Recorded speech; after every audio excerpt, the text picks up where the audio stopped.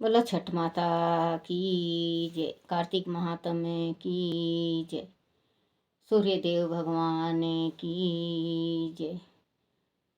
सूर्य छठ व्रत, कार्तिक शुक्ला छठ व्रत। इस व्रत को डाला छठ भी कहते हैं। यह व्रत पुत्र होने पर किया जाता है।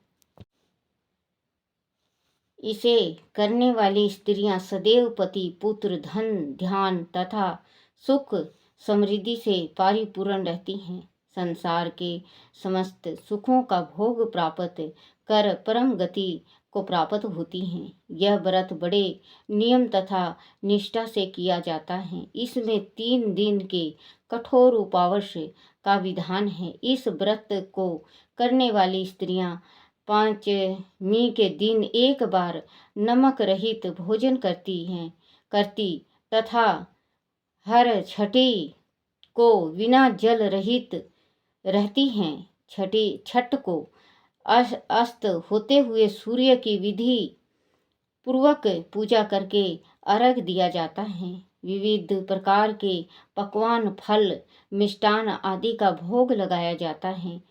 रात भर जागरण होता है। दूसरे दिन प्रातःकाल स्त्रियां नदी तालाब पर जाकर स्नान करती हुई गीत गाती हैं। सूर्य उदय होते ही अर्घ देकर जल ग्रहण करके व्रत को समाप्त करती हैं। छठ माता का कथा। बोलो छठ माता की जय। एक वृद्धा के कोई संतान न थी। कार्तिक शुक्ला सप्तमी के दिन उसने संकल्प किया कि यदि उसके पुत्र होगा तो वह व्रत करेगी।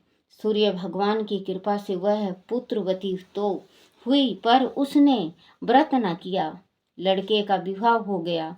विवाह से लौटते समय वर वधू ने एक जंगल में डेरा डाल दिया। वधू ने वह पालकी में अपने पति को मरा पाया। वह विलाप करने लगी। उसका विलाप सुनकर वह वृद्धा उसके पास से आकर बोली, मैं छठ माता हूँ। तुम्हारी सास सदैव मुझे फुसलाती रहती है। उसने संकल्प करके भी मेरी पूजा नहीं की। अब मैं तुम्हारे पति को जीवित कर देती हूँ। घर जाकर अपनी सास से इस विषय में बातचीत करना। वर जीवित हो उठा। वधू ने घर जाकर सास से सारी बात कही। सास ने भूल स्वीकार कर ली। उस दिन के बाद सूर्य छठ का व्रत करने लगी। तभी से इस व्रत का प्रचलन हुआ। बोलो छठ माता की जय। हे मेरी छठ माता, जो कथा सुनाए उसकी सारी मनोरथ पूर्ण करना मेरी छठ माता। हे मेरी सूर्य देव भगवान, जिस बहन बेटियां की गोद हरी ना हो उनकी गोद हरी करना, उनको पुत्र रत्न देना। बोलो छठ माता की जय। 4 घड़े अमृत भरे, 2 कहने वाले के, 2 सुनने वाले के। बोलो कार्तिक महात्म्य की जय। श्री कृष्ण भगवान की जय। कार्तिक महात्म्य में 23वां अध्याय। नारद जी ने कहा, हे राजन, इसी कारण से उद्यापन में तुलसी की जड़ में भगवान विष्णु की पूजा की जाती है। तुलसी का मूल प्रदेश भगवान विष्णु को प्रसन्न करने वाला है। हे राजन, तुलसी का पौधा जिस घर में वर्तमान है वह घर तीर्थ स्वरूप है और उस घर में यमदूत कभी नहीं आते हैं। वह पौधा सब पापों का नाश करने वाला, अभीष्ट फल को देने वाला है। जो मनुष्य तुलसी का पौधा लगाता है वह यमराज को नहीं देखता। भगवान नंदी का दर्शन, गंगा स्नान व तुलसी के पौधे का वह तीनों एक पूर्ण प्रदय हैं। तुलसी को छूने से कमिक, वाचिक, मासिक, मानसिक आदि संपूर्ण पाप नष्ट हो जाते हैं। जो प्राणी तुलसी दल से भगवान का पूजन करते हैं वह पूर्ण गर्भ में नहीं जाते और निसंदेह जीवन मुक्त हो जाते हैं। तुलसी के दल में पुष्कर आदि समस्त तीर्थ, गंगा आदि नदियां और विष्णु प्रभृति जब देवता निवास करते हैं। तुलसी के पौधे के पास जो अपना प्राण विसर्जन करता है वह चाहे कितना बड़ा पापी क्यों न हो, उसे यमराज नहीं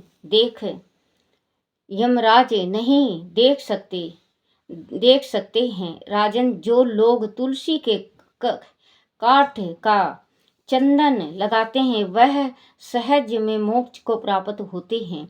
उनके द्वारा किए गए पाप उनके शरीर को स्पर्श नहीं कर पाते हैं। हे राजन, जहाँ तुलसी के वन की छाया हो वह पर पितरों को श्रद्धा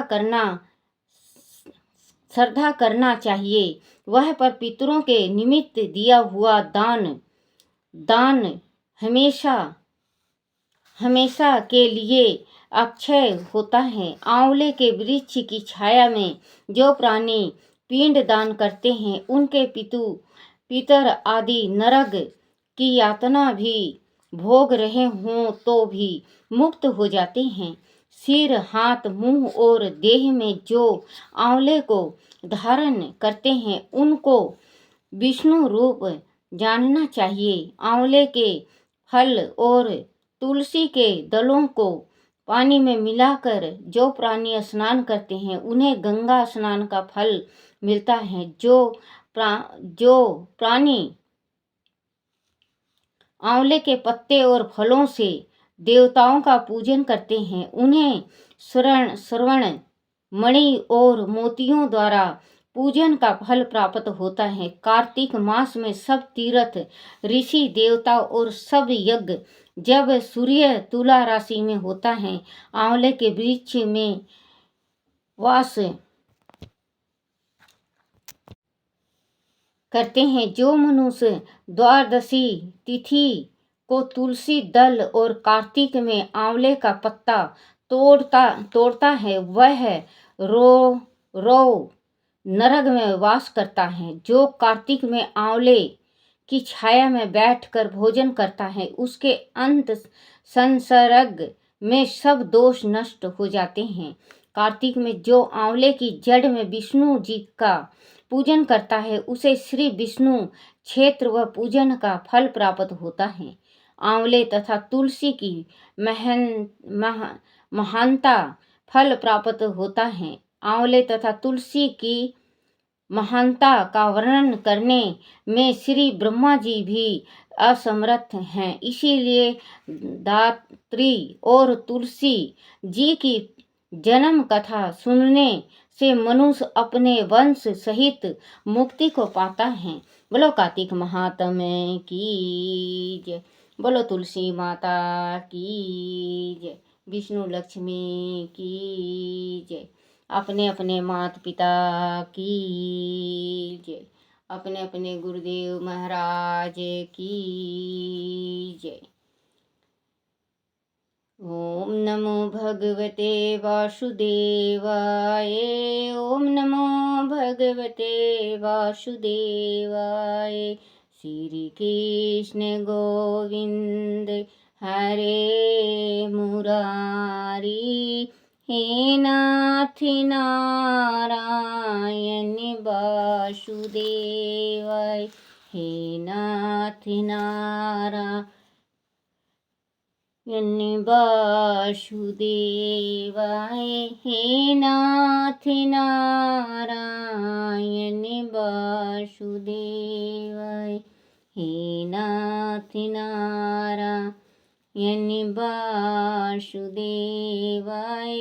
हे नाथ नारायण वासुदेवाय। बोलो श्री कृष्ण भगवान की जय।